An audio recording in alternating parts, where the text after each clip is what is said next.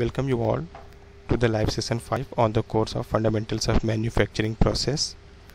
So let's start solving some problems based on the video lectures of the week 5. So let's go with the first question. Can you read the question?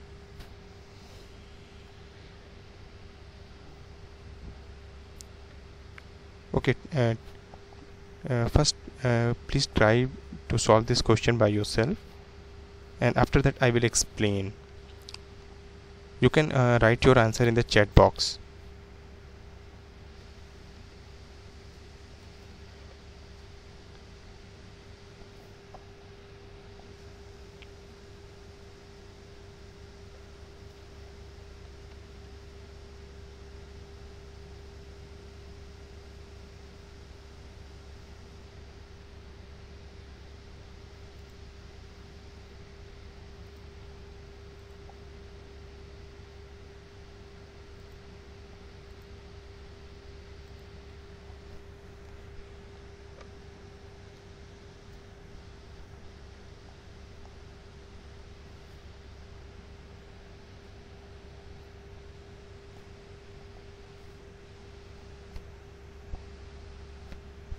Samiksha, did you able to solve this question, or I should explain it?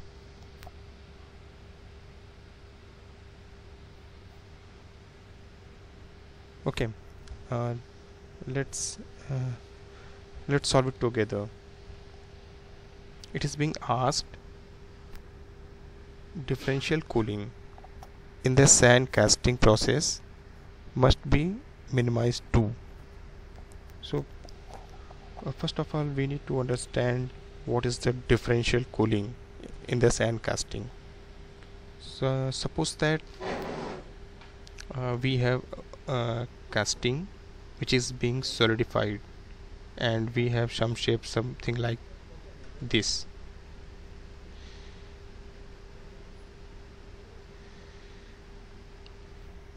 Here we can see if we want to divide the whole casting into 3 parts, first, second and third. So all the 3 parts have different ratios of surface area by volume. So if we try to see the surface area by volume ratio, then it will be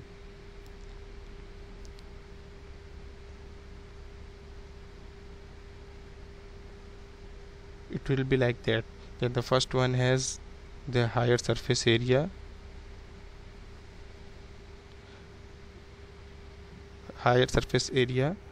by volume ratio, and whereas the second region has little less surface area by volume ratio, and similarly for third it has the minimum. And because of this each region have different cooling rates, and we know that where the surface area by volume ratio will be higher, there cooling will be the faster. So all 3 regions have different cooling rates, and in question it is being asked what differential cooling in the sand casting process must be minimized for what regions. Basically in casting we don't want this differential cooling rate. We want our whole casting should solidify uniformly at the same time. So there are several issues occurs because of this differential cooling, and we want to avoid this. Let's try to see first option. It is to maintain rigidity and flexibility. So let's try to understand what is the rigidity and what is the flexibility. Rigidity means ability to retain shape.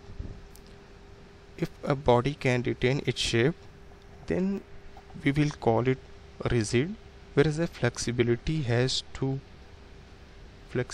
means the ability of material to deform elastically and return to its original shape when applied stress is removed. So flexibility has relation with the elasticity.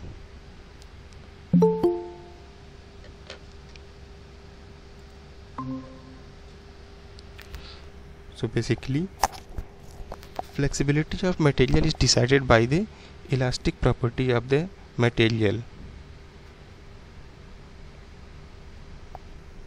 and whereas the rigidity is the property of the component to retain its shape. But whether rigidity or flexibility has to do anything with the differential cooling rate? No, they have nothing to do with the differential cooling rate. So what happens because of the differential cooling rate? We know the region 1, it has faster cooling rate, so it will start to solidify faster, whereas the region 2 has little bit slower cooling rate in comparison to the region 1 because its surface area by volume ratio is little less. So material in the second region will start solidify little slower. Then let's see what will happen. In region 1, solidification will move in this direction, whereas region 2 solidification, it will happen slowly, and at a time will come when material in these regions will start solidifying. But at that time, the materials which are already in the region 1, they will be already solidified, and because of that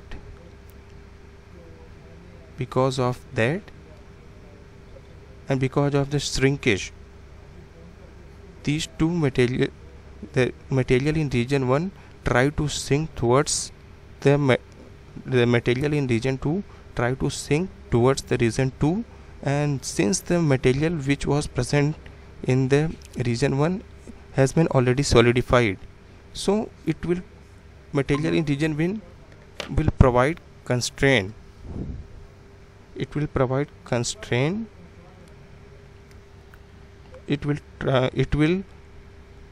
the material in region 2 during the solidification. So what will happen because of that? Suppose I am drawing here. These are the material in the region 1 which is already solidified, but now the material in region 2 begins to solidify, and during the solidification we know volume shrinkage happens, and when this region starts solidifying, it will try to pull the material towards itself. But since material in region 1 already solidified, so it will resist the shrinkage, and because of that there will be a generation of residual stress will happen in this region. So at this junction, because of differential cooling rate, there will be a presence of residual stress.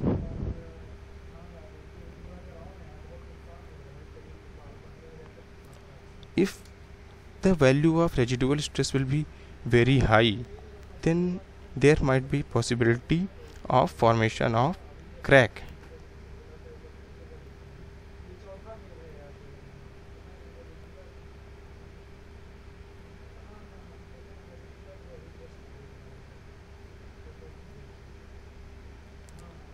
So we don't want differential cooling rate in the whole casting. So we always try to find out the method to avoid this differential cooling. So let's start looking at the second option, to avoid residual stress formation. Yes, because of differential cooling, residual stress gets induced inside the material, and therefore we want to minimize the differential cooling so that there will be no residual stress or less residual stress, and therefore material will not crack, or the component will not crack after solidification. So this is the correct option, but we will see other options also. Like third option is to achieve the higher casting yield. So as from our previous knowledge, we already know casting yield is defined by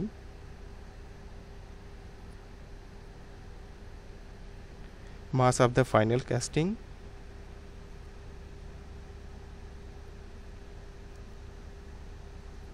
divided by mass of the molten metal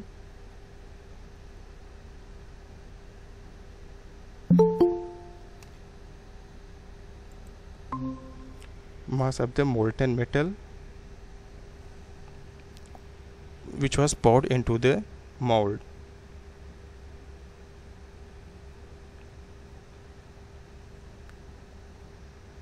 So casting yield is defined by the ratio of the mass of the final casting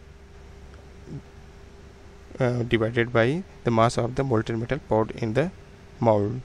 So apart from the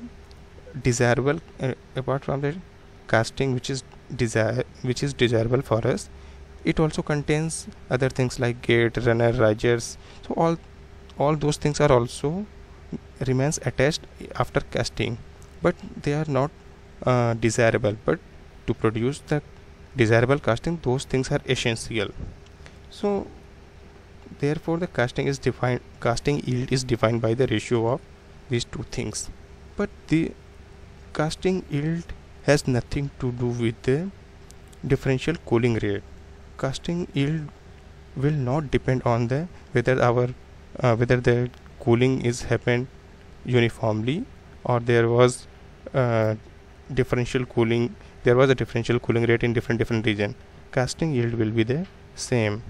So only residual stress will form because of the differential cooling rate. So third option will also not correct. Fourth option is to make hollow casted product. For making hollow casted product, what we use, that is called core. So for producing any casting with internal features or holes, so we have to use cores, but that is not affected by the let's say differential cooling. Differential cooling is not helpful to create a casting with internal features. Therefore fourth option will also wrong. Therefore only correct option for this question is to avoid residual stress formation. So if anyone of you have doubts, please unmute yourself and ask me, or we shall move to the next question.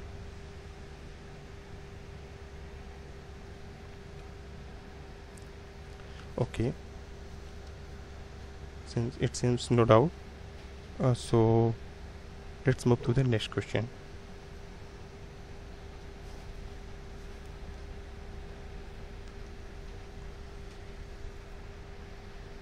Please read the question, and please try to read the question, and you can give your response in the chat box.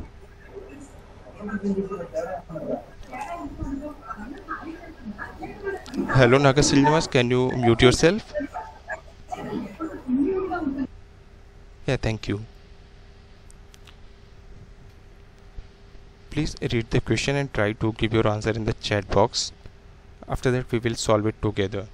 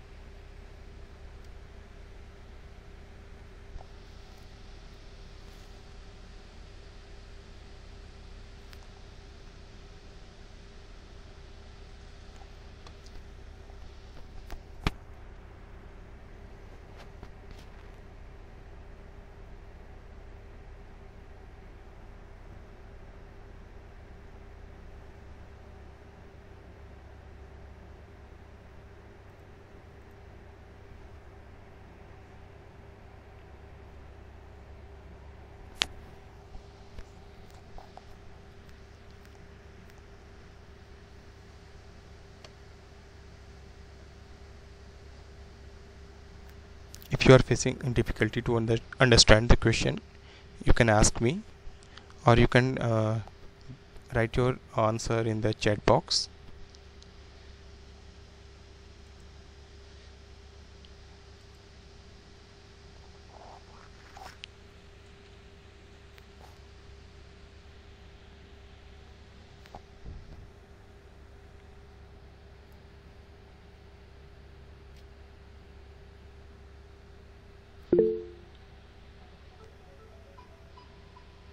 Okay, okay, I have got the response from Naga Srinivas. Okay,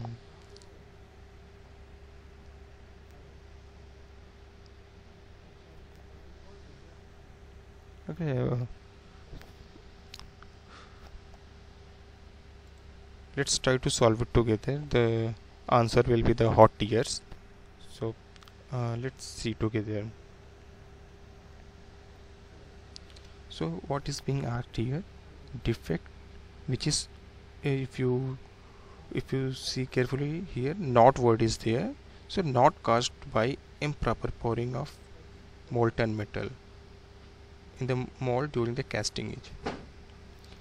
So let's try to look the effect. Let's try to look what happens if we are not pouring good quality of metal, or improper, or molten metal with improper pouring temperature. So we will try to look the effect of these two things. So if we have poor pouring of metal,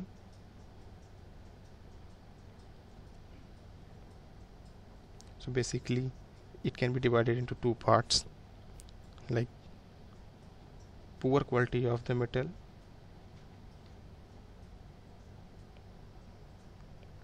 and another is the improper pouring temperature.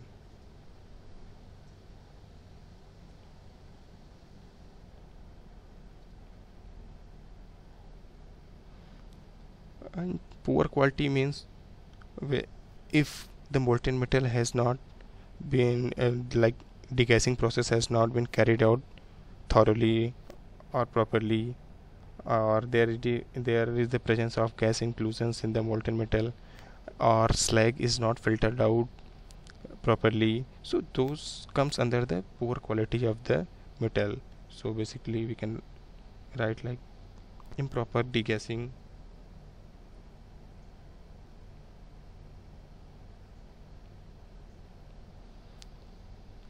gas inclusions, or presence of slag.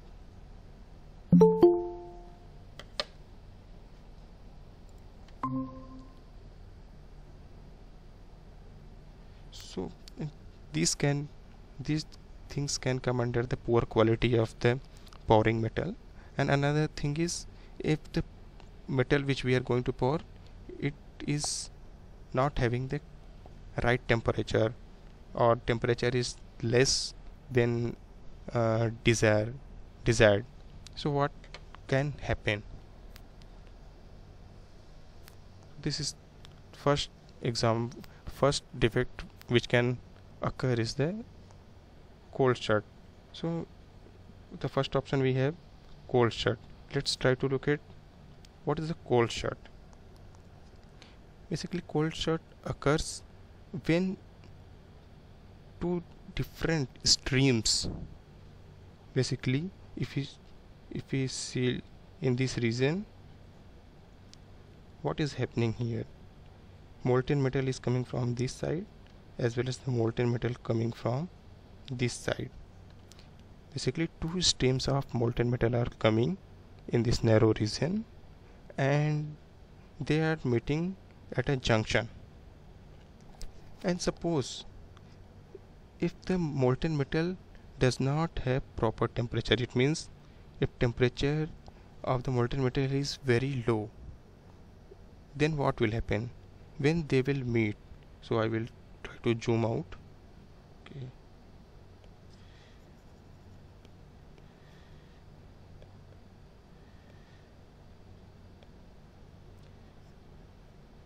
So in these regions, and from here molten metal is coming, and in this region molten metal is coming from this region. So there is a junction, and if the molten metal don't have sufficient temperature, then here improper fusion of molten metal will happen.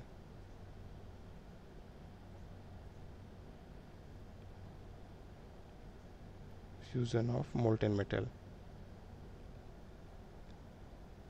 and because of improper fusion, this junction will be a weak zone, and this defect is called the cold shut. So it happens because of improper pouring temperature or insufficient pouring temperature of the molten metal. So yes, this is happened because of the improper pouring of the molten metal. So since not word is there, so this would not be a correct option. Basically cold shut depends on the improper pouring of the molten temperature, but since not word is there in the question, so it will be the wrong option. Let's look at the next question. Next option. Misran. Again, misran happens in a casting where we have a very narrow area. Like suppose if we have casting something like this, and molten metal is coming inside the cavity, but molten metal doesn't have sufficient temperature, then what will happen? Molten metal have low fluidity, it will go to the some region, and but it will not able to fully occupy the mold cavity. It will not able to flow in the narrower region.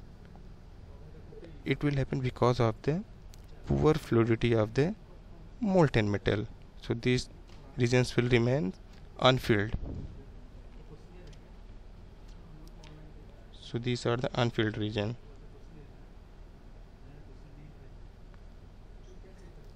So this defect is called misran, and yes, this defect also happens because of the poor pouring of the metal or improper pouring temperature of the molten metal.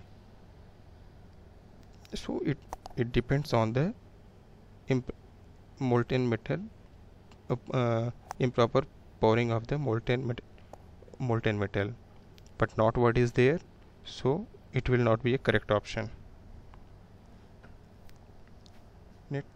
Let's look at the next thing, hot tears. Okay, I need to remove these things.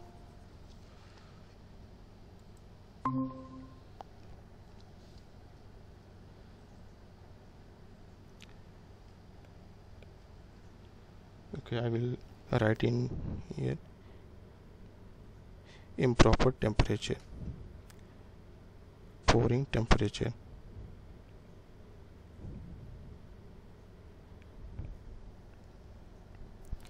Hot tears.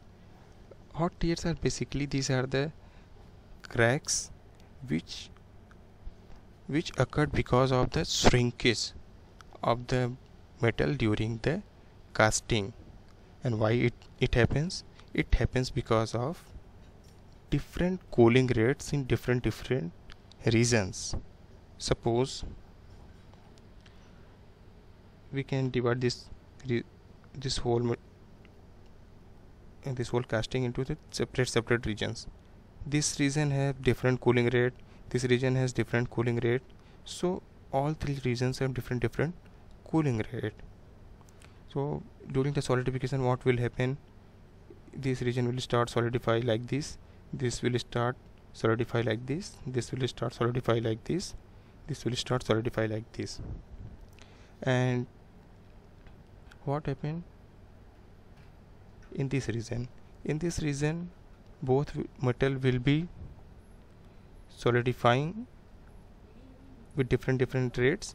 When suppose when a region, let's say we call it second, we call it first, when molten metal from second region will see that the that the metal in this first region has been already solidified, then what will happen? Again, it will try to shrink material towards itself, but material which was already present in the region 1, it has been already solidified, so it will restrict the molten metal in the region second to shrink towards itself, and because of that residual stresses will be formed.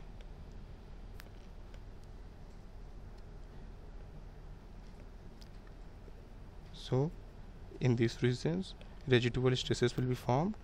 Metal will try to pull towards, in this region metal will try to pull towards left, whereas in this region it will not allow to move the metal. Similarly, material in this region try to move towards right, and and material will not allow to move because in other regions solidification has been already happened, and because of this residual stress will induce, and if value of stress will be the higher, then again this type of cracks will formed, and these are called the hot tears. So this defect has occurred because of non-uniform solidification of the casting or different cooling rate in different regions of the casting.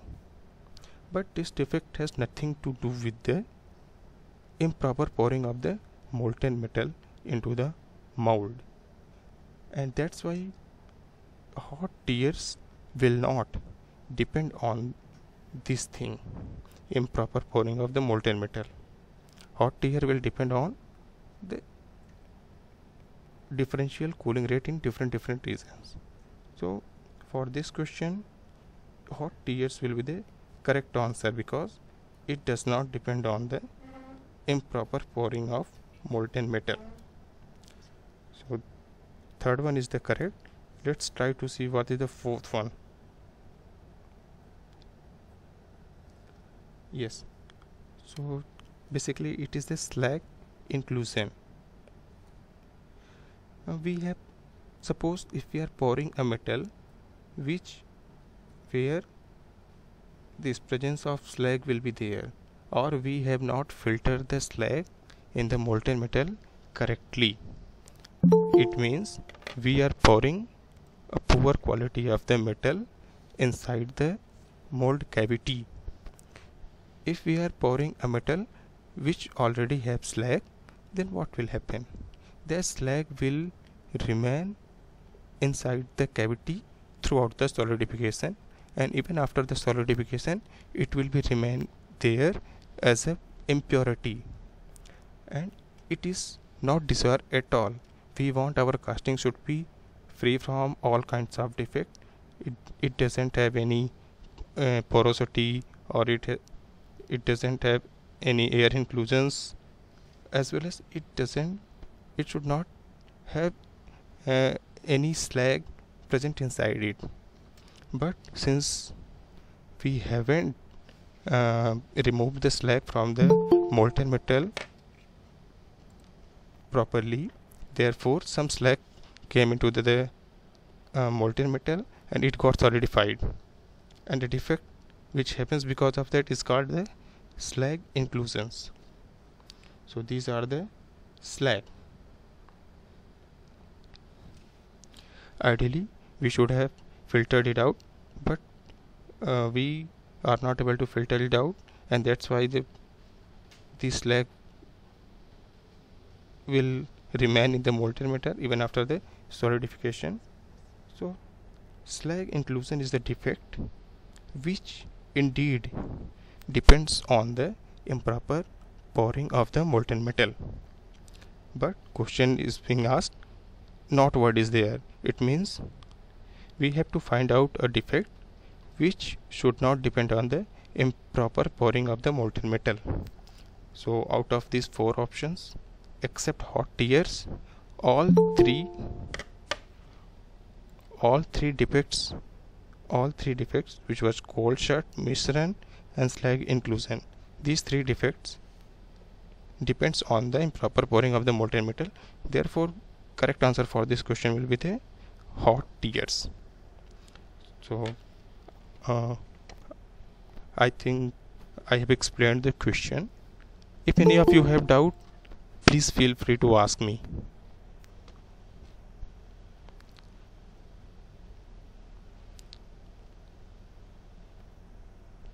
If you are having doubt, please ask me, or I shall move to the next question.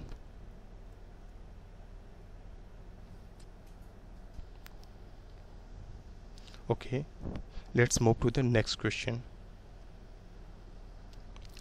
Please read the question and try to give your answer in the polling section. I am creating the poll, so you can give your answer in the polling section.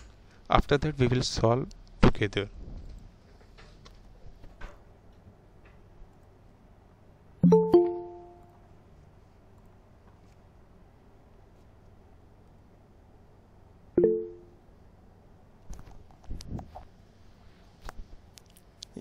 Yes, P and Jyoti have responded. Yes.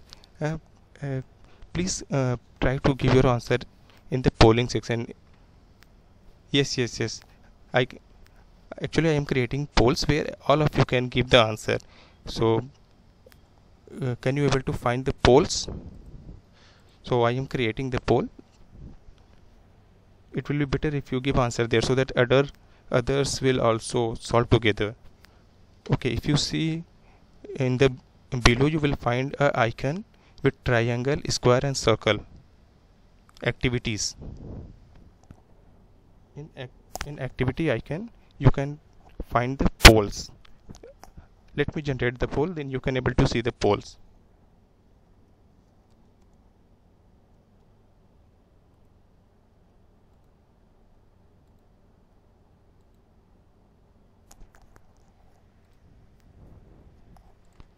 Yes, I have launched the poll. Now you can find it and you can give your answer. Yes.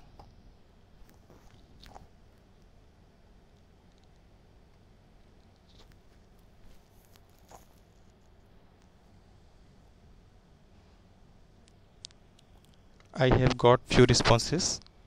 Others, please take some time to solve the question, and you can give the answer in the polling section.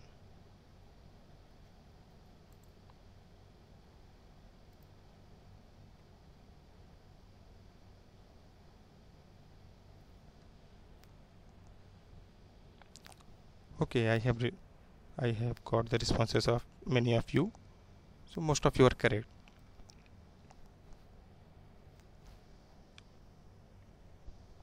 So but let's try to solve it together, and let's try to see uh, for each process. Let's see shell mold casting, investment casting, cold chamber die casting, centrifugal casting.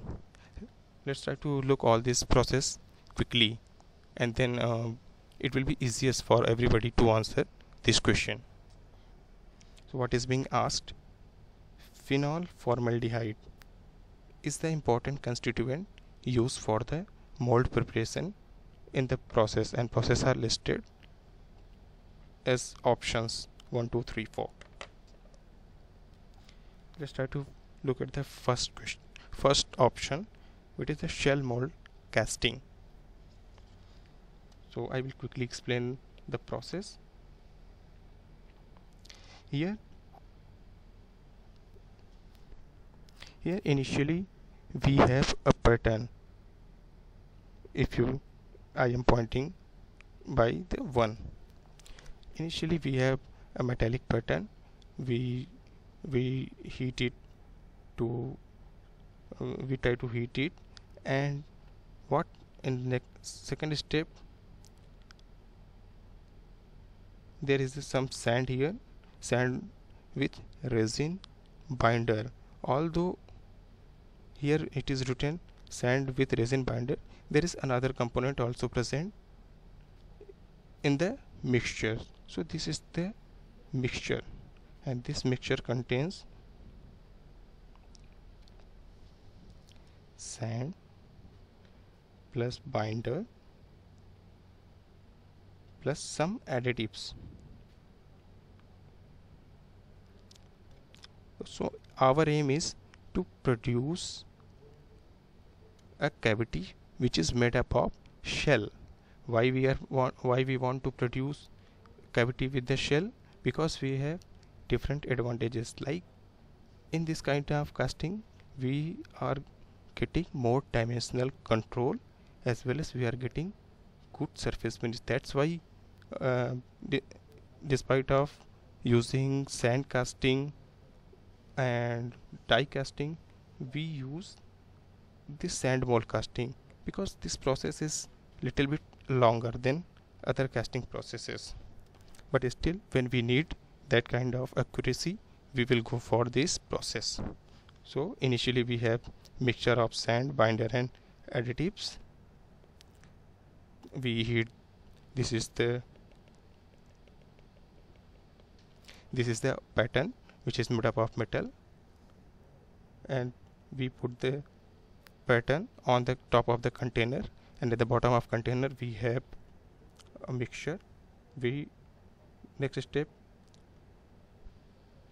we inverted the whole container, and all sands from the top came down from top to the bottom.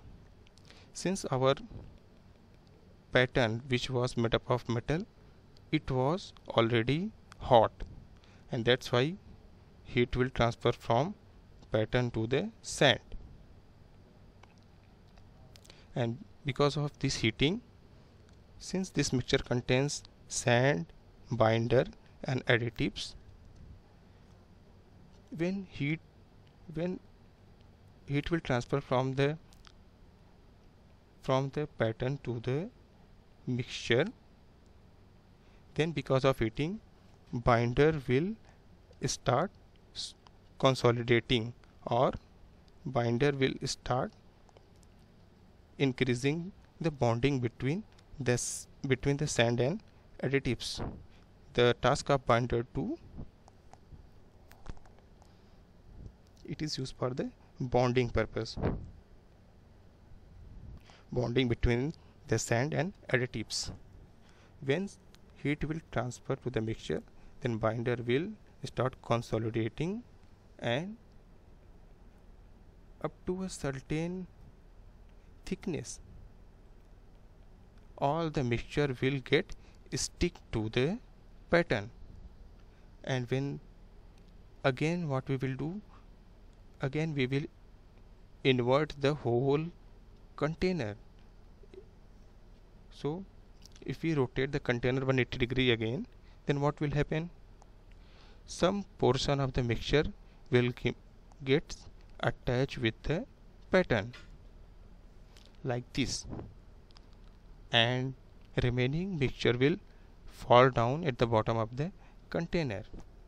And now this small thickness of mixture which is attached with the pattern, it is called shell. Because it has very less thickness, it is shell. In next step, what we will do, we take it out pattern along with the shell, and we try to heat it in the furnace. So basically heating is required to improve the strength of the shell. So after heating, or let's say curing, this is the curing process. After curing, we bring out the pattern along with shell, and we separate the shell with the pattern. And now this shell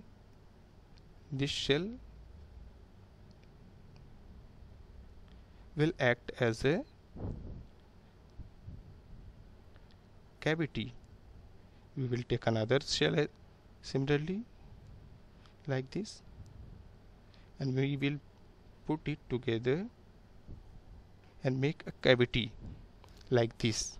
So one shell, this is the one cell, and this is the another cell, and we put it inside the flask, and remaining area we will fill like this. Remaining area we will fill by sand for baking purpose.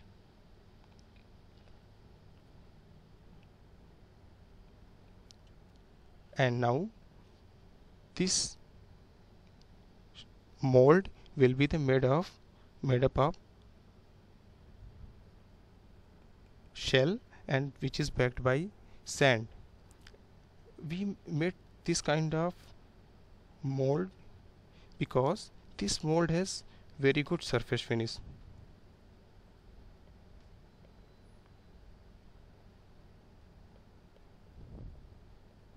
As well as it has very good dimensional accuracy.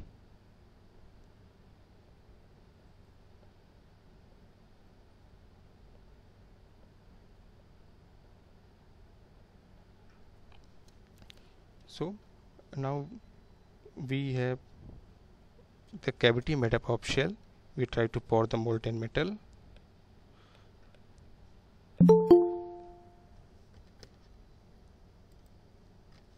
We try to pour the molten metal inside the cavity, and we will leave it for the solidification, and after solidification we will get the final casting. So here this whole shell was made up of sand plus binder plus additives, where the binder's job was to bond, to create good bonding between sand and additives. And there are few examples of the binder, out of which the phenol formaldehyde is one of the example, which is already given in the question.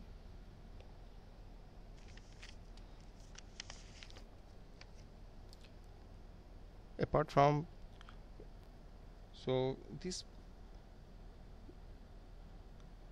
therefore the correct answer for this question will be the shell mold casting, because phenol formaldehyde is used as a binder to preparing the mold in the shell mold casting. Therefore shell mold casting will be the correct example, correct answer. Now, since other options are also there, like investment casting, cold chamber die casting, we will quickly see what are these processes, and we will try to see why these are not correct answer for these questions. So this is the schematic of the investment casting. So in investment casting is used for very accurate, if you want to create a component which is which have very good dimensional accuracy and which have very good surface finish, so that after casting we don't have to go for any machining process or finishing process.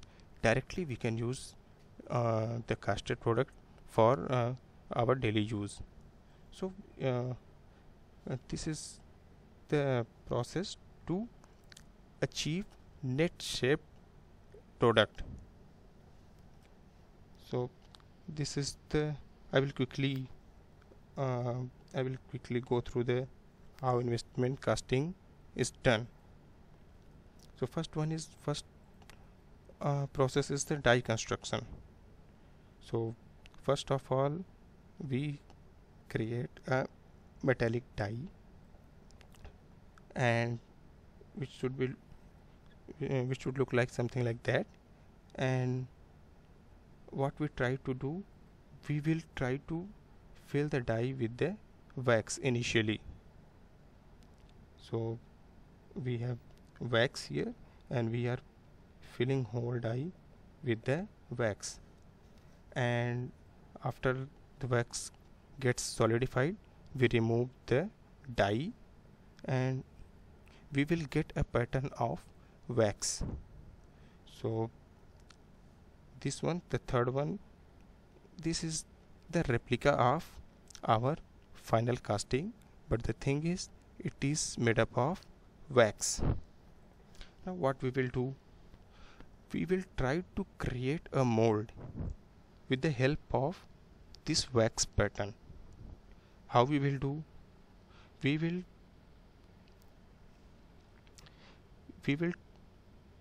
put this whole wax pattern inside the slurry. So slurry contains the sodium silicate and some ceramic particles.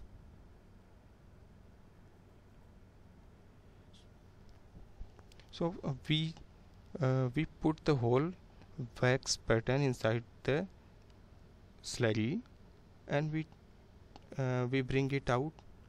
After that, what we will do, we try to put some sand over there. Some sand means what sand? We have silica sand and zircon sand. So since we want very good surface finish in our final casting, so we will take very fine particles of zircon and silica sand, and this sand we will try to put over the wax pattern which is already which has come out from the slurry. And this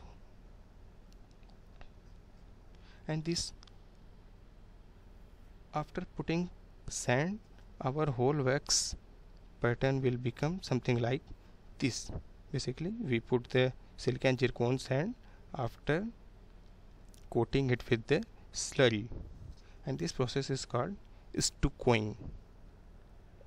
But by doing one time, if we do stuccoing process one time, we will get very thin thickness of the coating of silica and zircon around this wax pattern. But what we will do to increase the thickness, we will repeat the process of slurry coating and stuccoing. We will do it many times. It may go 4 times, 5 times, 7 times, 8 times or 10 times till we get the required thickness of the shell. So what next? Suppose we have the pattern of wax which is surrounded by the slurry coating plus sand particles which is made up of silica and zircon, and which have certain thickness. Next step will be to remove wax from this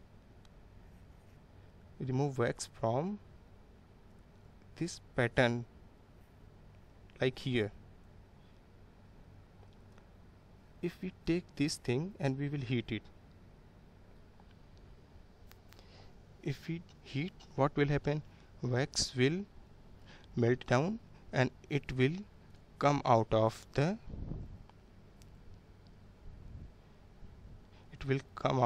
and what we are left with? We will left with the shell.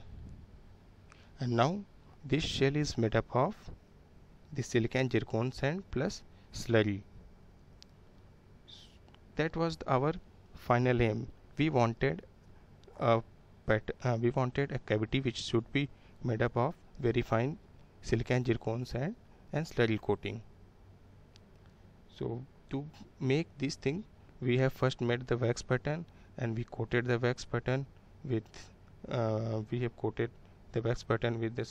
slurry, and we put the zircon and silica sand, and then we removed the wax by heating it, and this is the final mold. Now we take this mold and we fill the molten metal inside this mold. And after that, what we will do, we will leave it for the solidification, and we break the mold, and finally we will get the casting of molten metal like this. So this is the overall process of investment casting. So we did all this process to achieve very high accuracy, dimensional accuracy, and very good surface finish. That's why we went for the investment casting.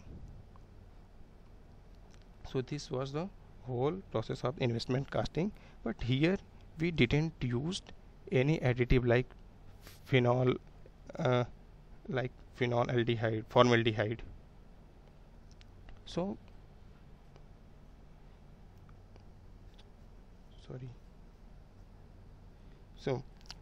investment casting, this is the process. Although this is very good process for the casting to get very good surface finish, dimensional accuracy, but here phenol formaldehyde will not used. That's why it is wrong option. Now let's see what is a cold chamber die casting. This is the schematic of the cold chamber die casting. Basically, we have permanent molds. It is permanent mold, and we are bringing the molten metal from outside. Basically, we melted the metal in the furnace, and from the furnace we are transporting the molten metal to the permanent die with the help of ladle. And now we pour the molten metal inside the die, and here we have a plunger. The job of plunger is to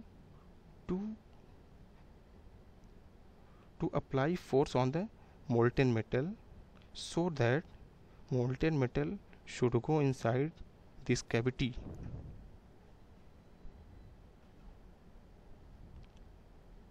So this was the cavity which we are filling with the molten metal with the help of plunger.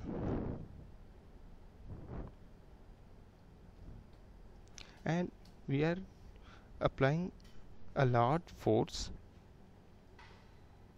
during the solidification process.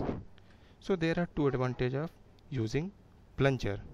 Basically, one is, if we apply force, then all parts of cavity will get completely filled with the molten metal. That is the first advantage. And another advantage is, if we apply the force on the plunger, then the molten metal will solidify at higher pressure, and at higher pressure the process of solidification is very faster, and it takes very small time to solidify the molten metal. That's why this process is very fast, and it is used for the mass production. So at high pressure the solidification will happen very quickly, and the process of casting will become faster, and it is used for the mass production. But here the mold which we used, it was metallic mold, it is permanent mold, and it is used for many cycles. So here we don't need to prepare mold all the times. Therefore, again we go cold chamber die casting. The molds are permanent. Here we don't need to prepare the mold, and nowhere we are going to use formaldehyde. So this option will also be a wrong option. And let's see what is the centrifugal casting is.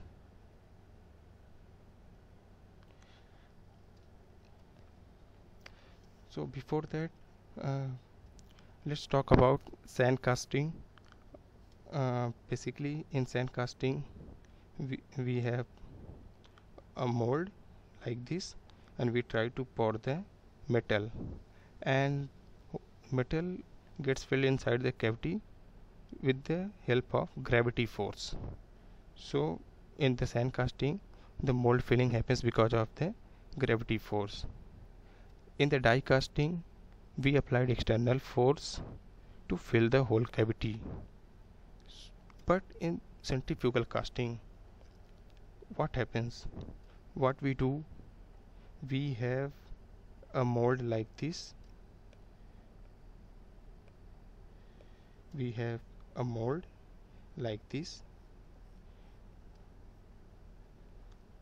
It is filled with the molten metal.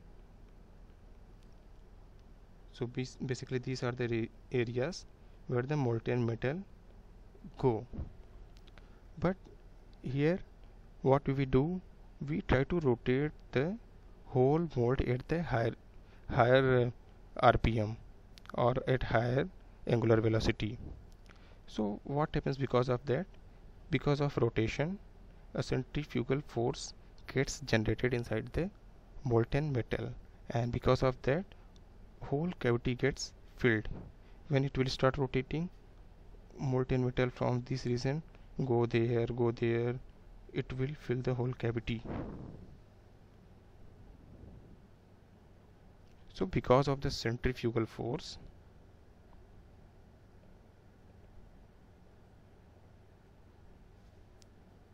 whole mold is gets filled.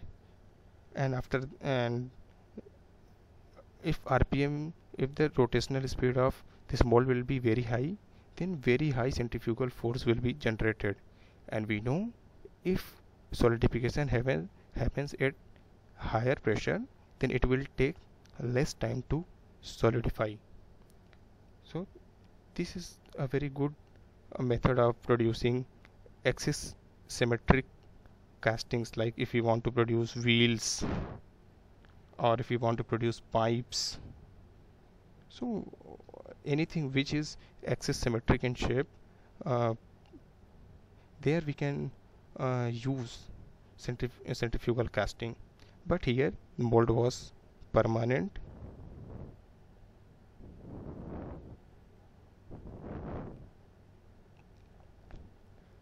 Here the mold was permanent, and we need not to prepare the mold each time. And as far as this question is concerned, in centrifugal casting, die is permanent. We don't need to don't need to prepare it at each time, and phenol formaldehyde is not being used anywhere in the centrifugal casting. So that is a wrong option. Only correct answer for this question is shell mold casting. So I think I have explained this answer, but still, if any of you have doubt, you can unmute yourself, and if I am clear, then we can move to the next question. Okay, it looks like no doubts. Then quickly let's move to the next question. Yeah, it is again based on the shell mold casting. Please try to answer the question in the polling section. I am creating the polls. You can give your response in the polling section. After that, we will again discuss this question.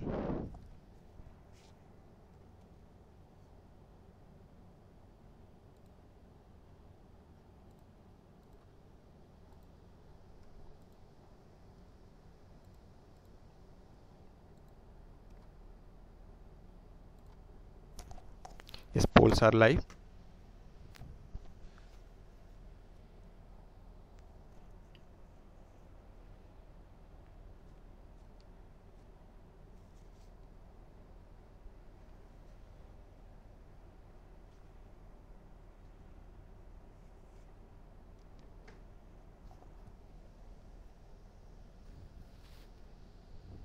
Yes, I have received few responses. I am waiting for others.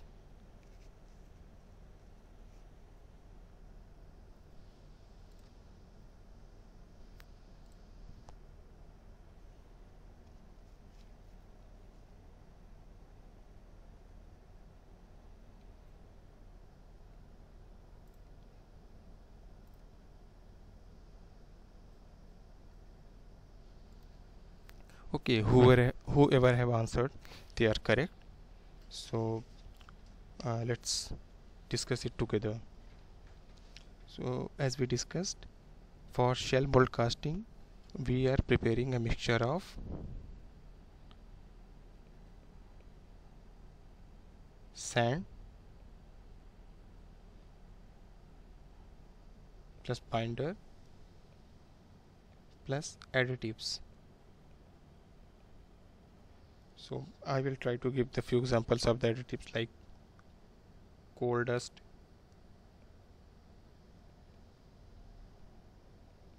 MgO2 or calcium carbonate,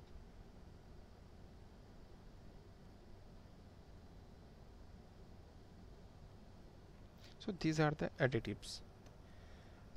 And these additives have special purpose, and we shall try to discuss one by one. First option is to desired surface finish. Yes, in shell mold casting, our aim was to get a component with very good dimensional accuracy and very good surface finish.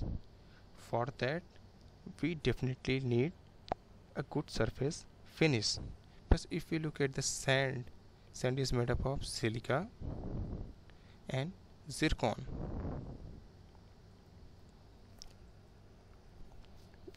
Sand particles, however fine we will take, it will not be very smooth. So still there will be small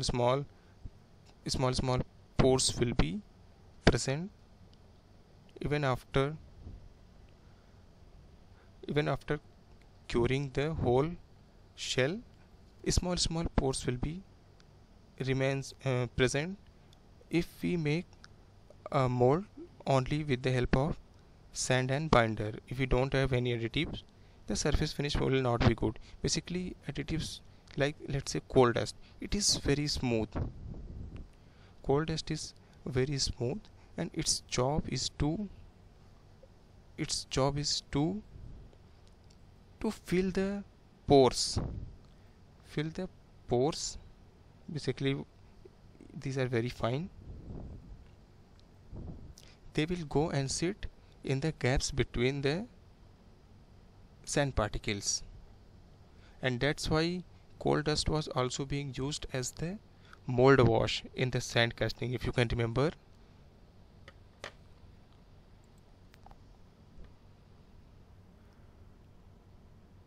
Okay, I can see in the chat that there are some doubts regarding the dewaxing.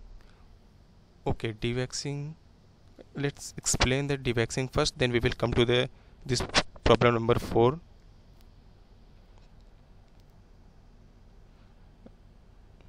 Here, this is the dewaxing process. Okay, I will if I will explain here, it will be all right. Yeah, here we have some empty space, then I will able to explain you much more clearly. So we will discuss the dewaxing process, then we will again come back to the problem number 4. So if everything is clear before the dewaxing, then what I am going to draw? I am going to draw the wax pattern. Suppose that we have a wax pattern like this. For simplicity, I am taking this. Initially, we made a wax pattern, and then we coated a slurry, and then we sprinkled the sand.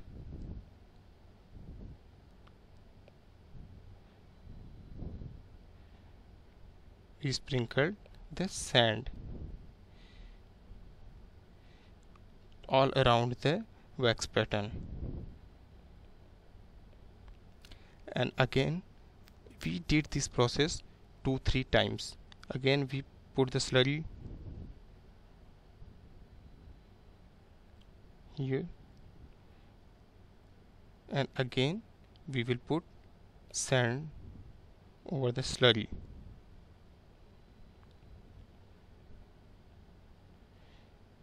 So we will do this process 4 or 5 times so that we will get a good thickness of these things: slurry, sand, slurry, sand, slurry, sand. Likewise, if we will able to get suppose this much of thickness,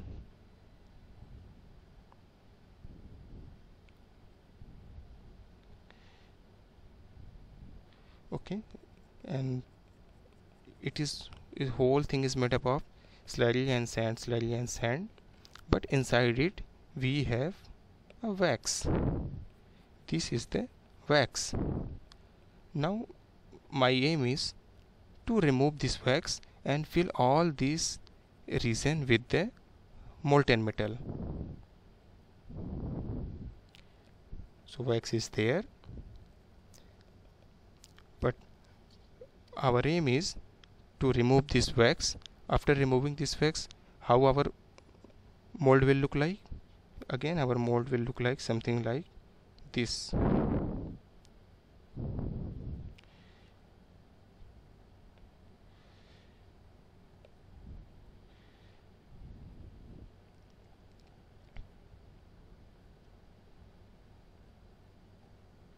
So this is the mold portion,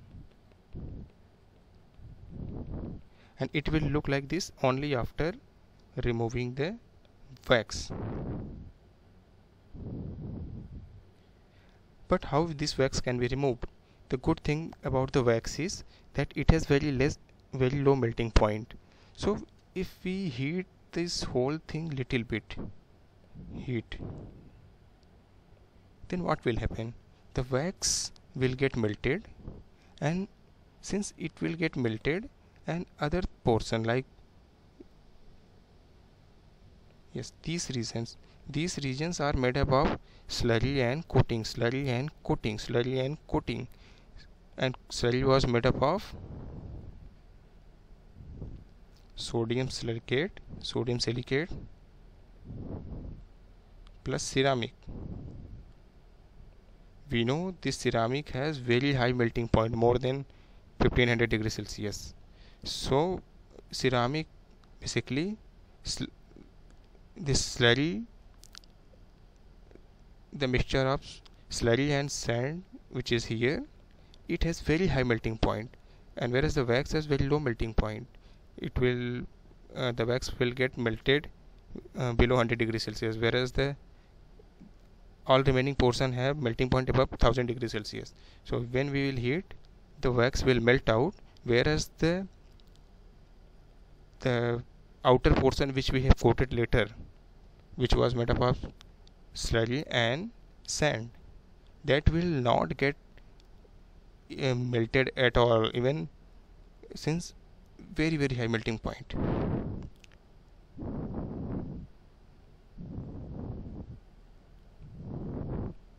That's why only wax will get melt and it will come out, and since wax is coming out, that's why this process is called dewaxing. And when it will come out, the only thing which will left with, this was made up of slurry and sand. This we will left with a mold which is made up of slurry and sand. All wax has came out, and now in this cavity we will fill the molten metal. At which temperature? At which temperature? Like for removing the wax? Yes sir, yes sir. In the waxing. So yeah, if we heat it let's say 100 degrees Celsius, okay, Sir. Yeah, 100 degrees Celsius, wax will get melted completely, and since it get melted, it will come out of the mold, whereas all these regions have melting point above 1500 degrees Celsius. So nothing will happen to the mold, nothing will happen to the outer layers, only wax will come out. Once wax will come out, this region will becomes empty, and now in this region we will fill molten metal. So advantage of making this kind of mold is the surface finish and the dimension accuracy which we will get for this kind of mold, which is made up of slurry and sand. It's very accurate, and if we pour the metal inside it and if we will solidify it, then the final component will come out which have very good dimensional accuracy and surface finish. We don't need to go for any secondary process like grinding, polishing, machining. Nothing is required. Directly we can sell it to the market, or we can directly use it in our daily life. So now I think I am clear. Still, if you have doubt, we can discuss. Now it's clear to everybody. Okay, if no more doubt, then I am removing all these parts here. Okay.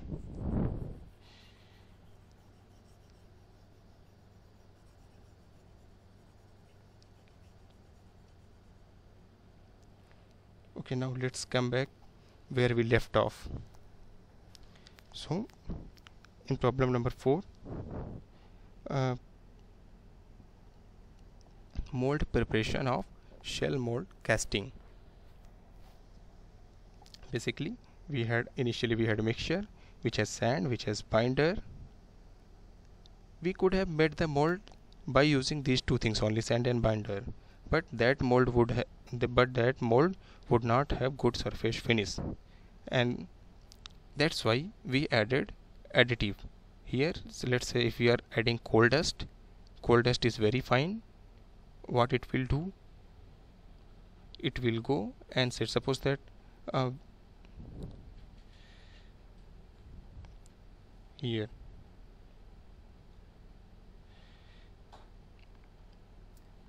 it is the sand of silica sand and zircon, and they are held together by with the help of binder.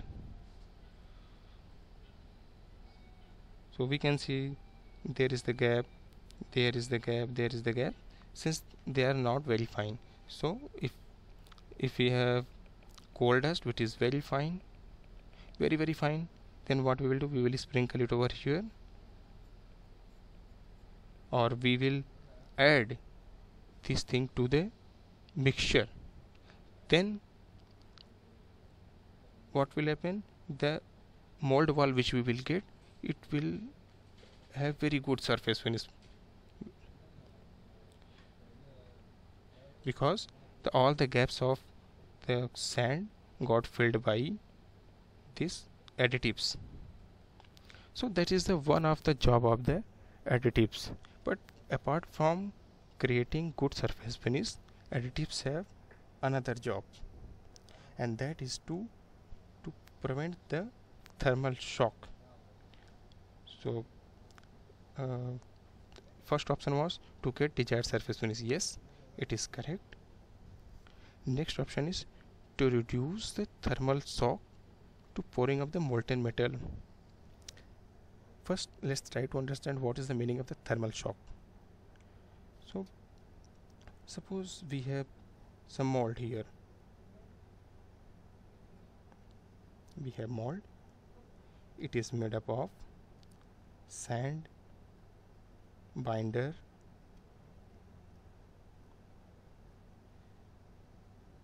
and we know binder was nothing. This is the sand. Binder was phenol formaldehyde. This was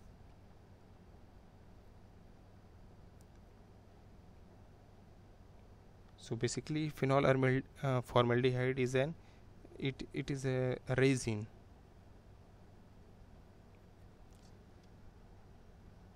So this whole cavity, this whole mold is made up of sand and phenol formaldehyde. Suppose we don't have any additive, just we made a mold with the help of these two only, sand and resin. Then we are pouring some molten metal here.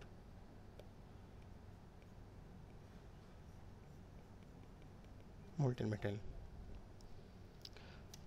What will happen as soon as molten metal will fall on the mold? Suppose the temperature of molten metal was, let's say, 660 degrees Celsius, and mold, whereas the mold was is 25 degrees Celsius at room temperature. So there is a huge temperature difference, and because of huge temperature difference, lot of heat will transfer from molten metal to the mold. Now I am showing that when this molten metal will come in the contact of mold walls, then large amount of heat will get transferred in very short interval of time to the mold walls, and this wall is made up of these two things, binder and sand. And we know thermal expansion coefficient of sand is very less comparison to the thermal expansion coefficient of binder. Then what will happen because of this? This is sand, this is sand, this is sand. I am exaggerating the picture. This is the sand, and remaining region is the binder. Now I will just take the small area and I will zoom it out.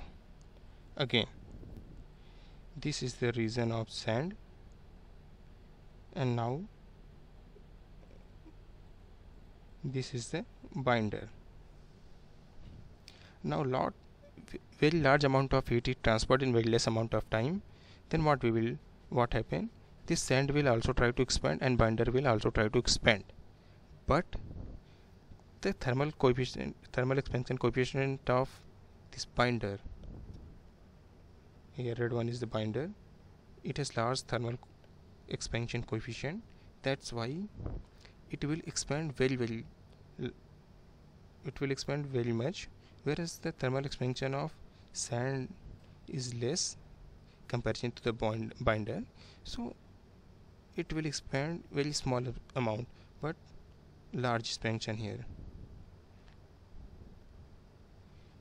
large expansion. So what will happen now? Suppose it will become little larger, but sand, this binder will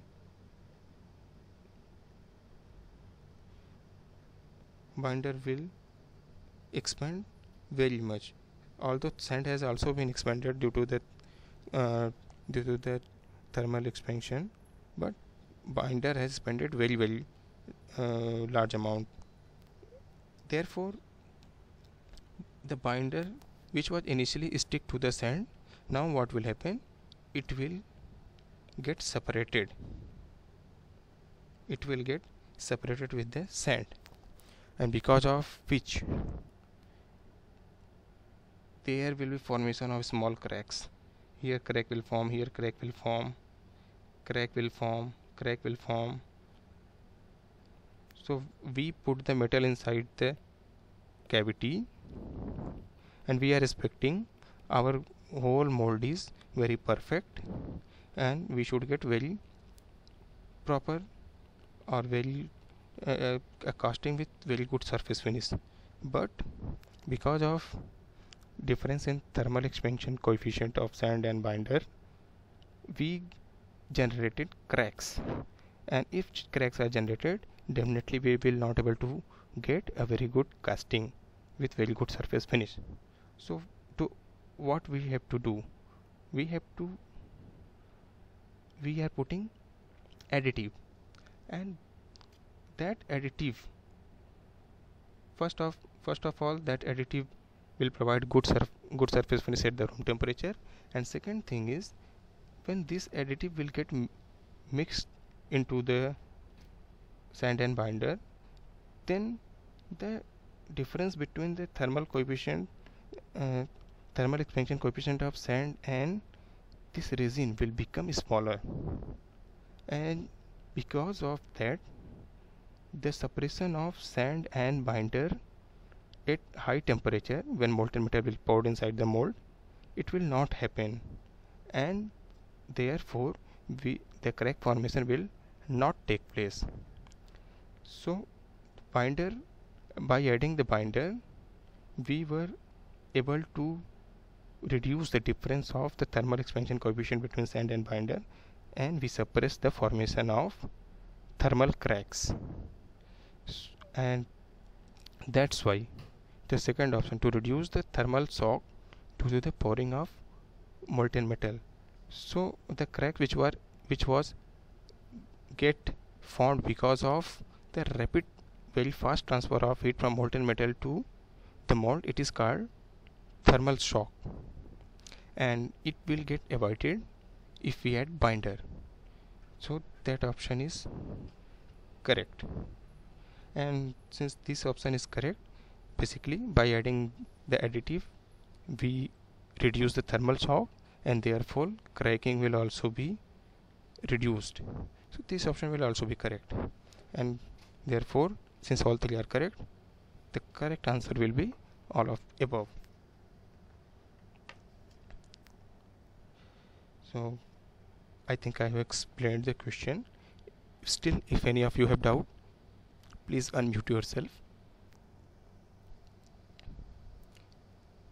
If there are no doubts, then we will go to the next question.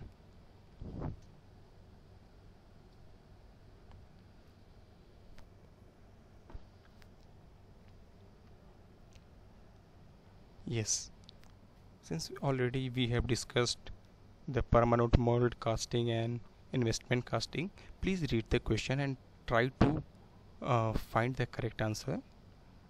Meanwhile, I will create the polls. You can give your response in the polling section.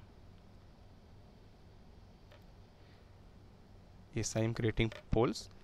Till then, please try to solve it and give your response there. After that, we will solve it together.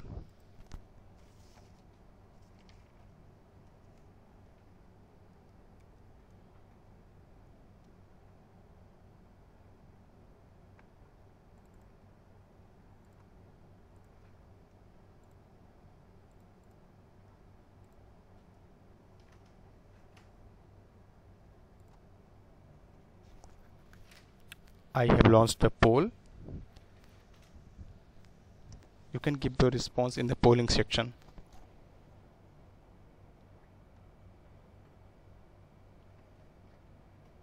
The poll is gone. Yes. Hello. Where is poll? Okay. Yeah, you can find an icon of activity at the bottom. Basically, the icon will contain a triangle, a square, and a circle. Yes, sir. Yes, sir. Yeah. I find. Yes. I found. Okay.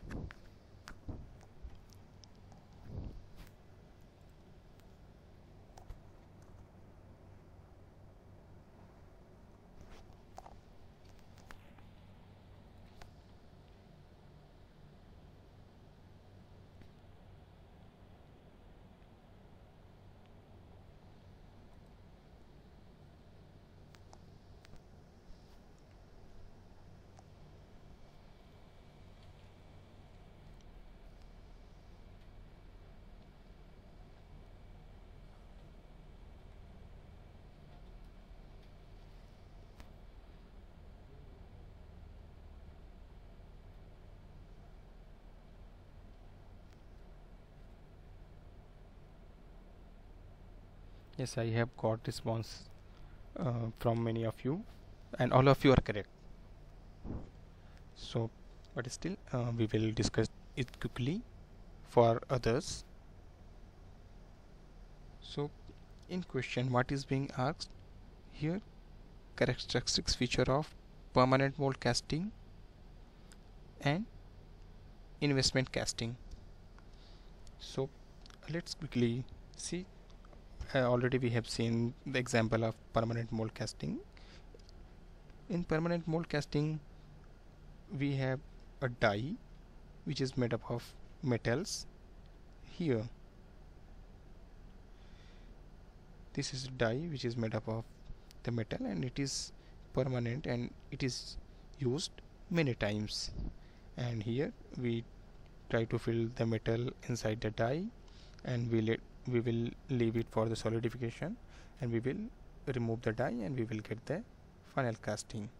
So that is the permanent mold casting.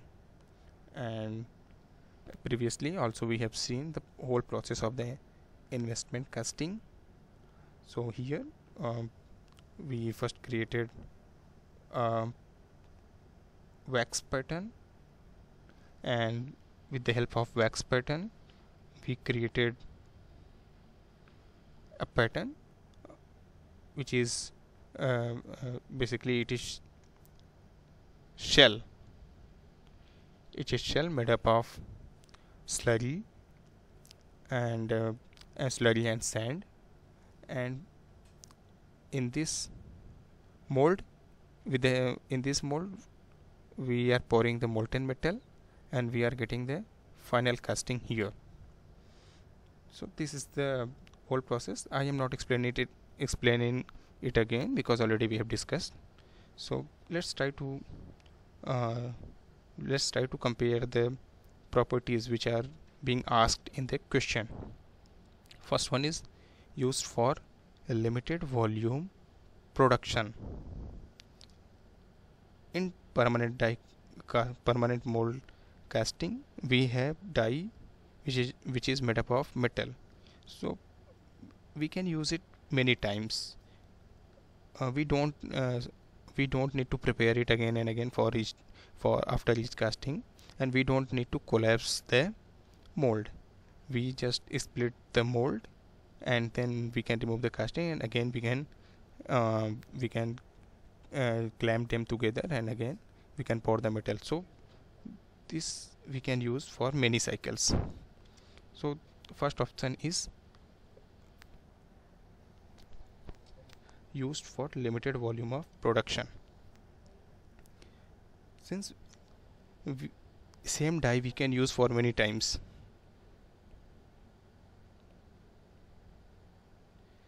so we don't have to prepare the mold each time. Therefore it will take very less time to create each casting.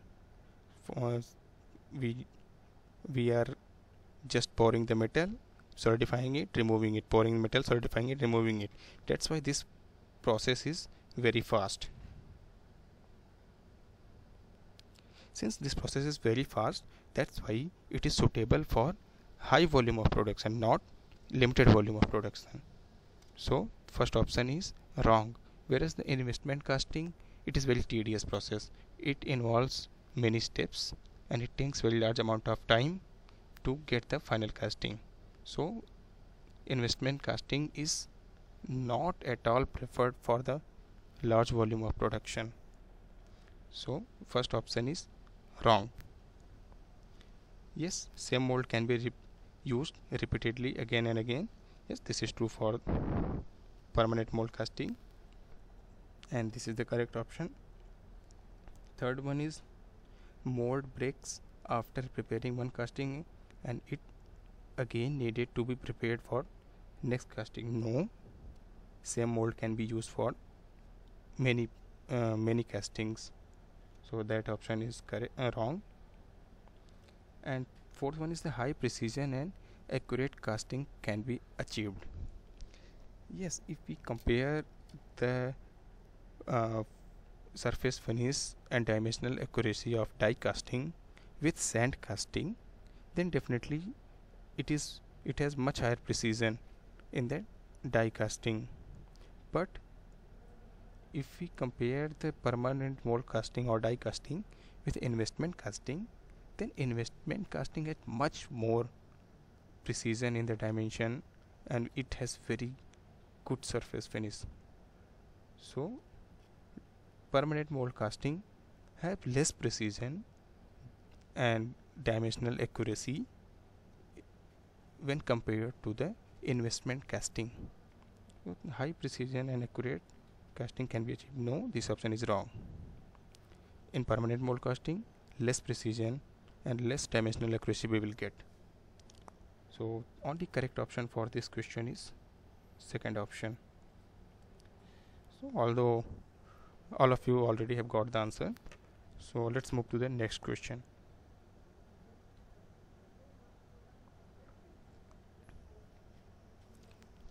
Yes, this is also related to the investment casting.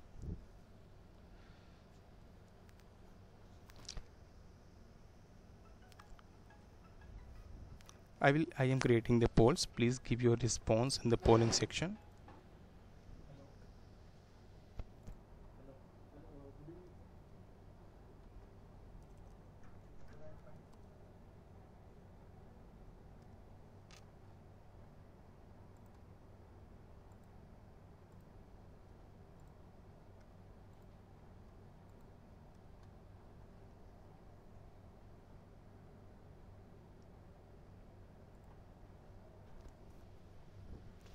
Polls are live.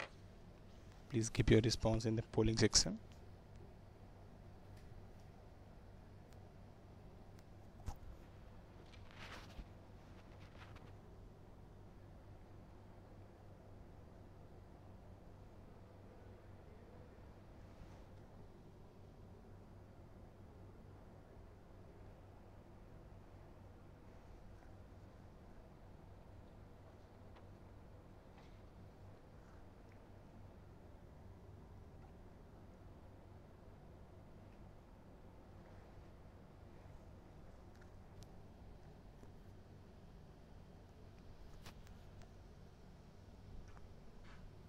Yes, I have got the all responses. Yeah, most of you are correct.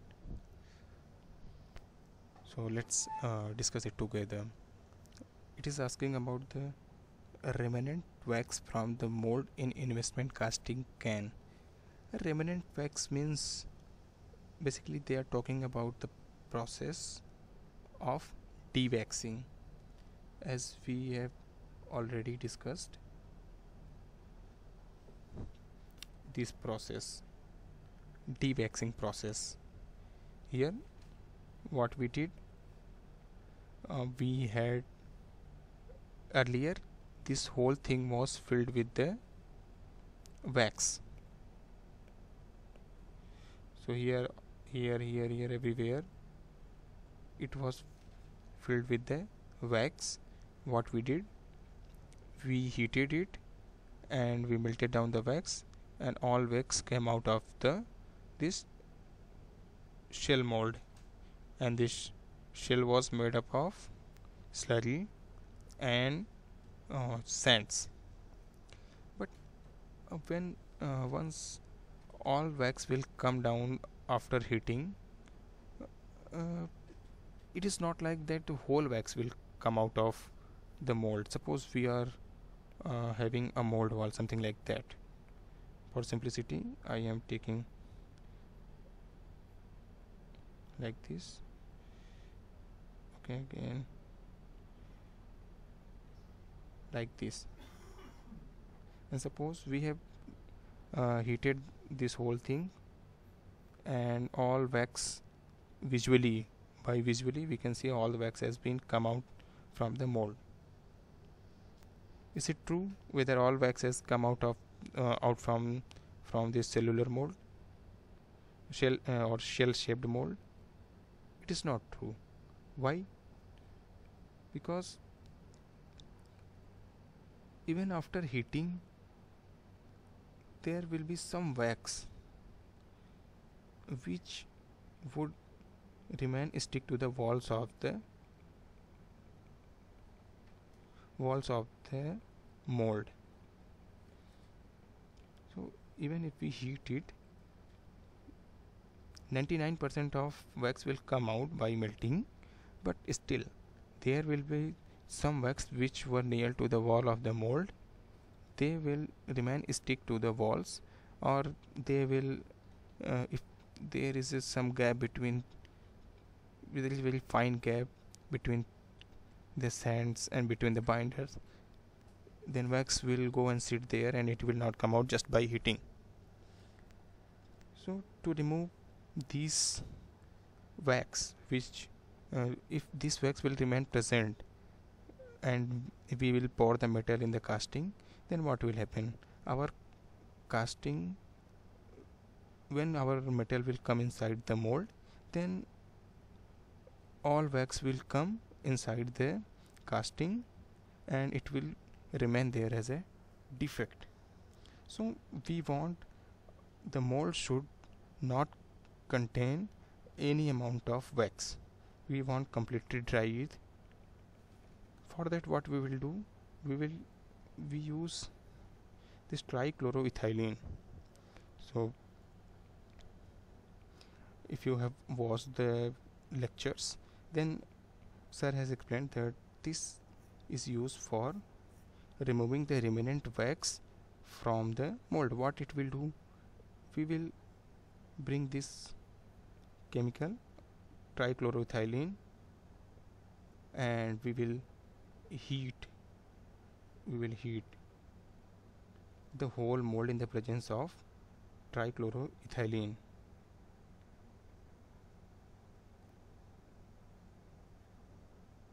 Then what will happen, vapors of trichloroethylene will go and it has capability to dissolve the wax. So wax can easily dissolve in this trichloroethylene. That's why when these vapors will go inside and again when they will come in the contact of the they will come in the contact of the wax which was stick to the mold wall, they will dissolve all the wax which was near the mold wall, and once we will heat it, then the whole trichloroethylene will vaporize along with dissolved wax. So this is how the all wax we can remove all the wax from the mold. So with the help of trichloroethylene, it dissolved all the wax which was stick on the wall, and we vaporize it, and all the mixture of this trichloroethylene and wax will come out of the mold, and now our mold will now there will be no wax inside the mold, and if we pour the metal, then we will not find any impurity of wax inside the casting. So that's why this trichloroethylene is used. Other these acids are not used at all. Sodium silicate, you must have heard this name, but this is not used for de-waxing purpose. It is used in the slurry. Only correct option is the trichloroethylene. So that is useful in de-waxing. So I think I have explained this question, and if it is clear to everyone, let's move to the last question. And if you have doubt, please unmute yourself. Sir, no doubt. Thank you, sir. Okay, let's move to the last question. Please read the question and try to answer in the polling section. Temperature at which new grains crystal start to please appear. Unmute yourself. Everyone, please unmute yourself. Sorry, mute yourself.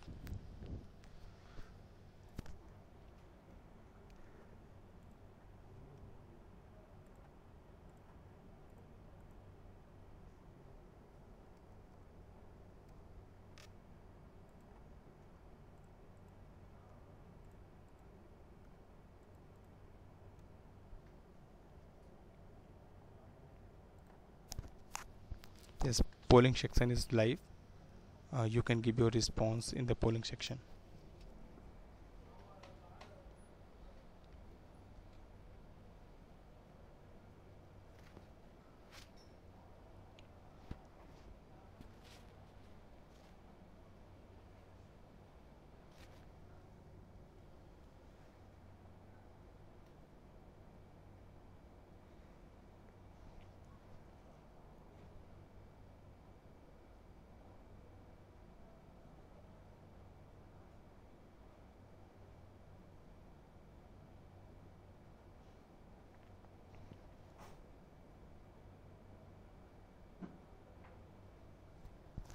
Yes, I have got all the responses, and uh, many of you are correct.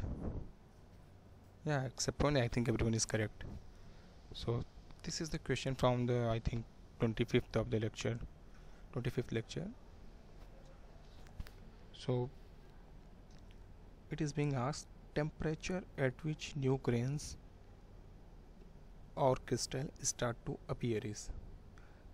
So let's quickly try to understand what are the grains or what are the crystals.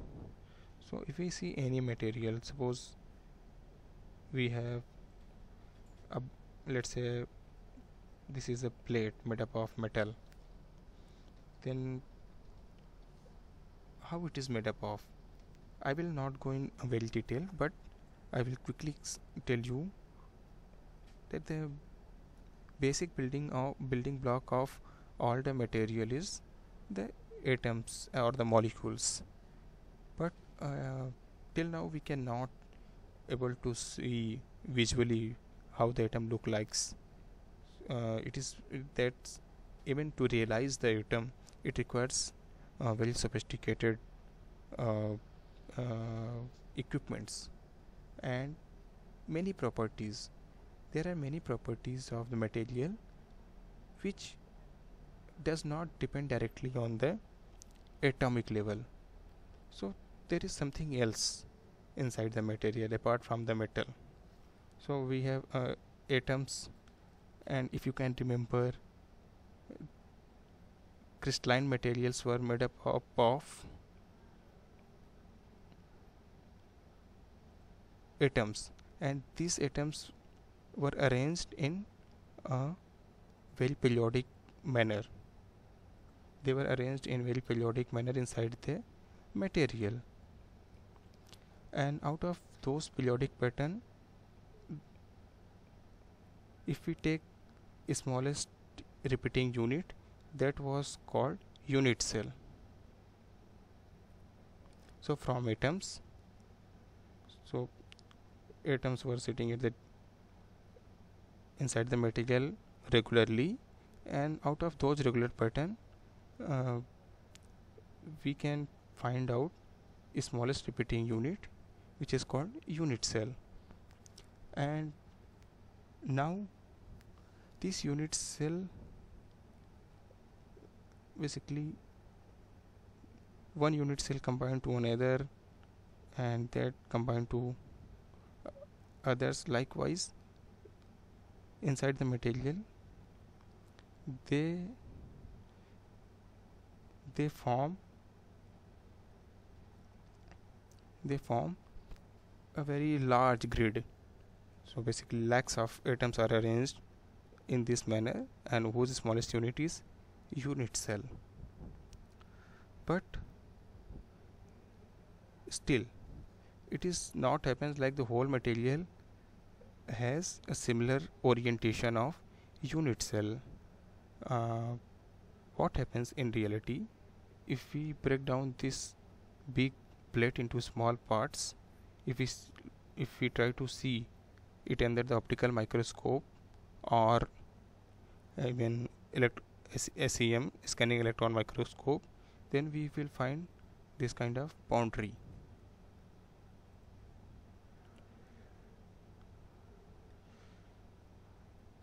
And what will remain inside this boundary, basically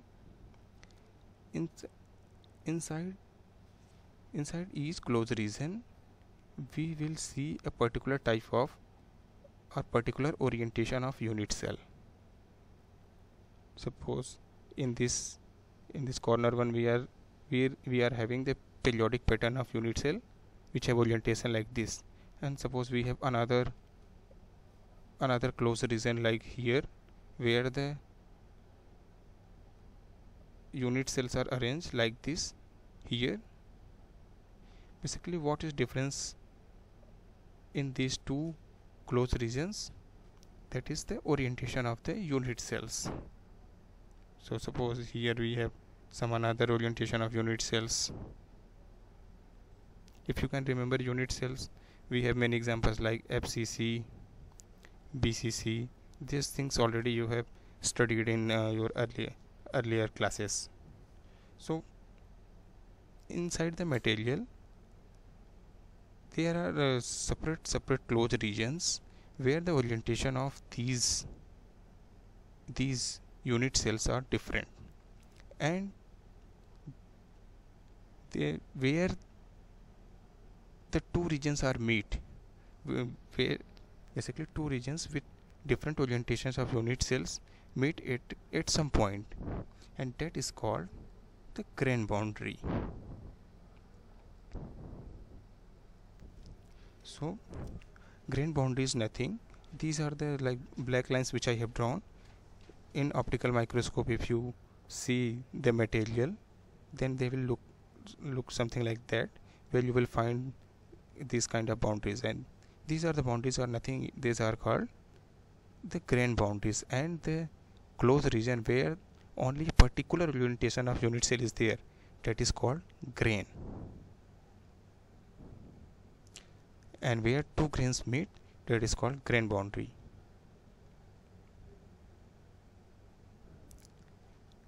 And most of the mechanical properties are totally depends upon the shape of the grain, size of the grain. That's why this grain thing is very important for uh, metallurgists as well as mechanical engineers as well as for structural engineers. So grain is the very important thing.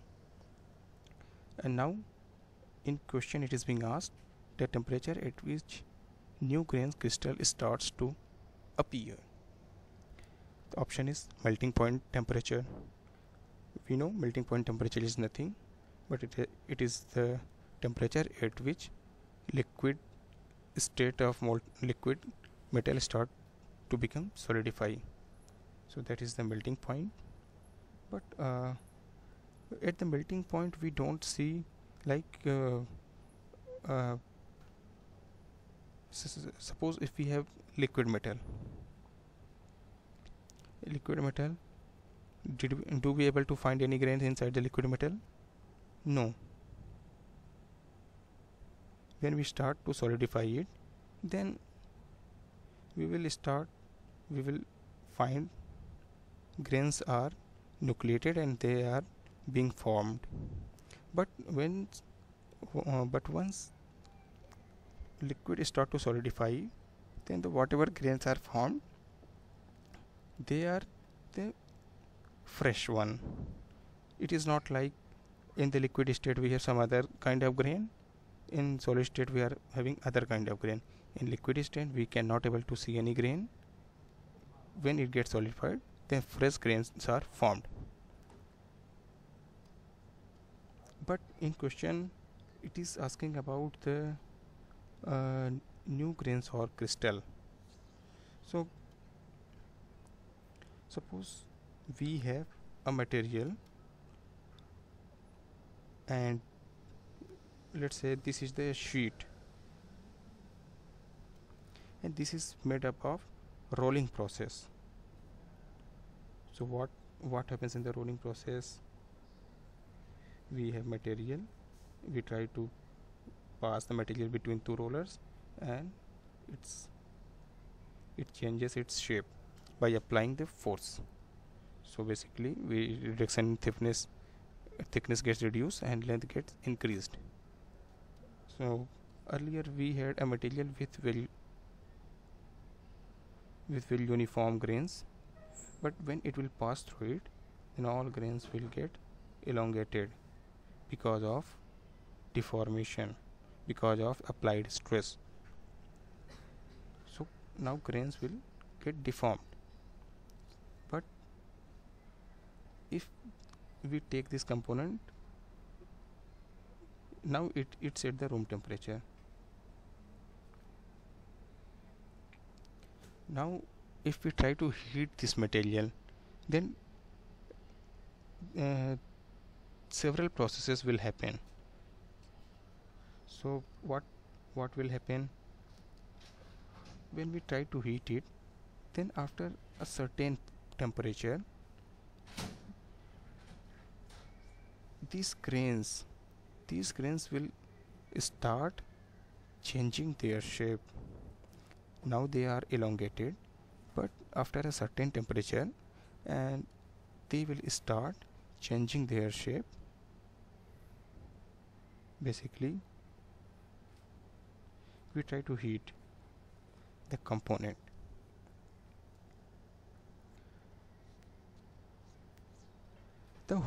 The shape of component will remain same as it is, but now our grains will, earlier it were elongated,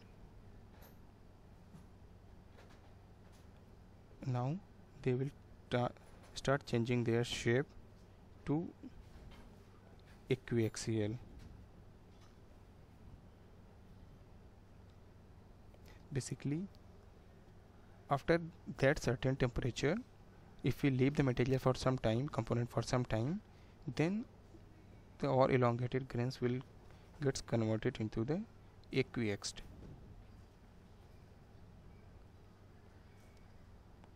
Done, sir. Can I leave, sir? Some work is coming.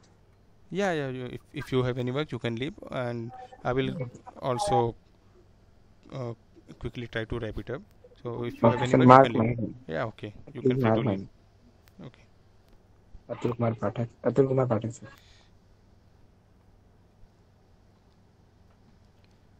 So the temperature at which this process occurs, new we have existing grains, and from existing grains new grains are formed. That is called the recrystallization temperature.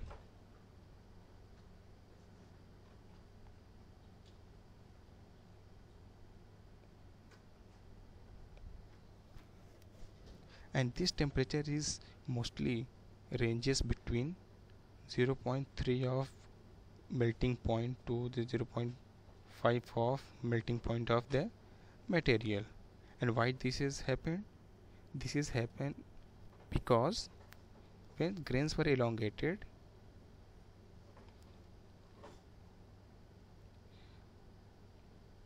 they have they were they they were having, basically they were strained, they were in strained condition,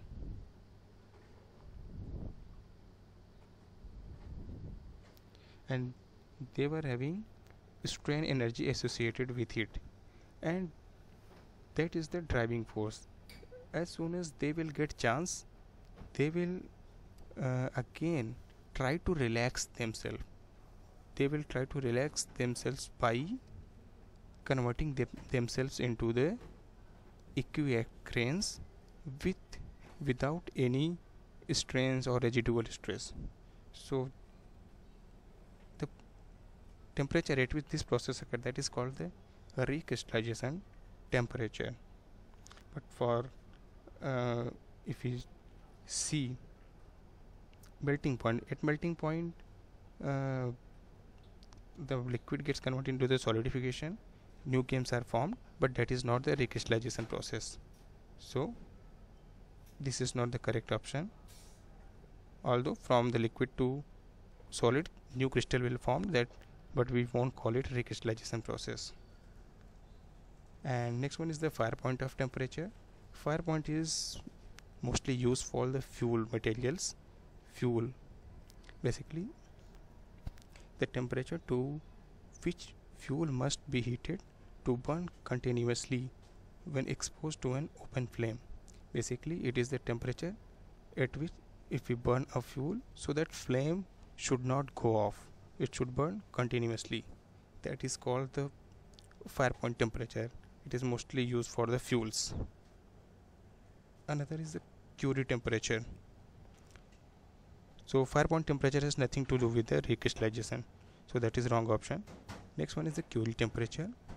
At Curie temperature, what happens, the property of material changes, and that property is the magnetic property.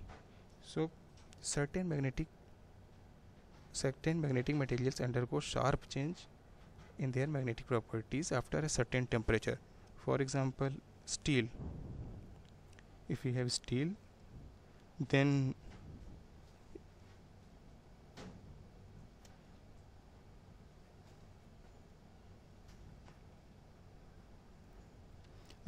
after temperature of 770 degrees Celsius,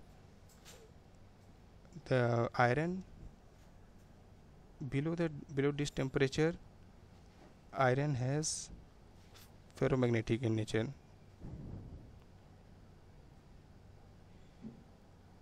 but after that, it after 770 degrees Celsius, it will become paramagnetic. And the temperature at which this kind of sharp transition occurs, where the magnetic properties changes drastically, that is called the Curie temperature, but that has nothing to do with the recrystallization. So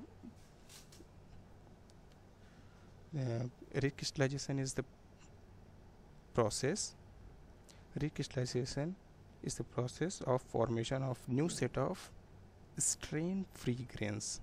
Strain free, all here earlier they were strained, now the new grains which will form, it will free from strains.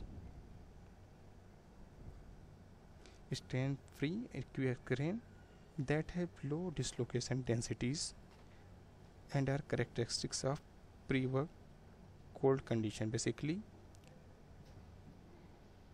this initially there was no deformation in the material. This is called pre-work condition. So we have material pre-worked, we deformed it, then grains got elongated, and again we heated it to the recrystallization temperature, then again the grains will be restored, and these grains will be very similar as the pre-work conditions.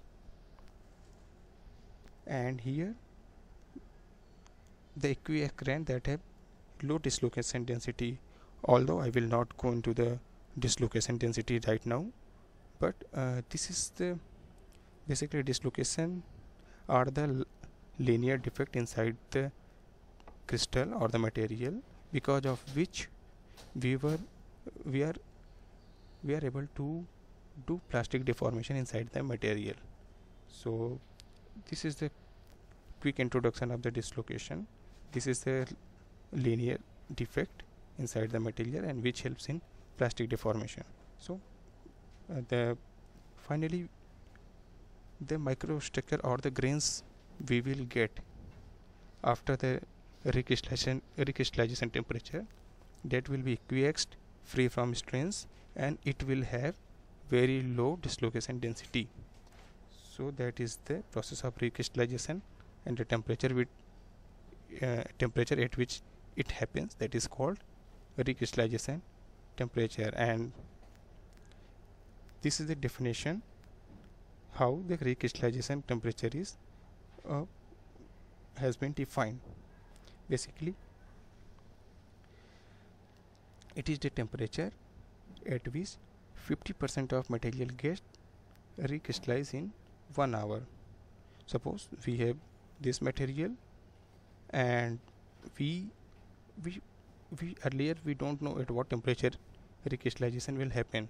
Suppose at some temperature, let's call TR, we keep this material and try to keep on heating. So earlier it has elongated grains, and after 1 hour, if 50% of elongated grains gets converted into the aqueous grains, then we will call that temperature as a recrystallization temperature. So that is the complete definition of recrystallization temperature, and the correct answer for this question is fourth one. So I think I am trying to make everyone clear. If it is clear to everyone, then we can end our discussion here. If you have doubt, please ask me.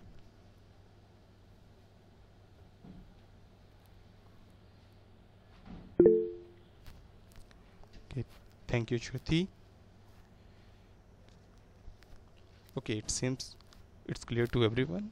Then we will wrap up this session here, and wish you all a very happy weekend, and we will meet in the next week with similar kind of some more new questions which will be based on the lectures of week 6. So So wish you all very happy weekend, and let's meet in the next week. Thank you everyone.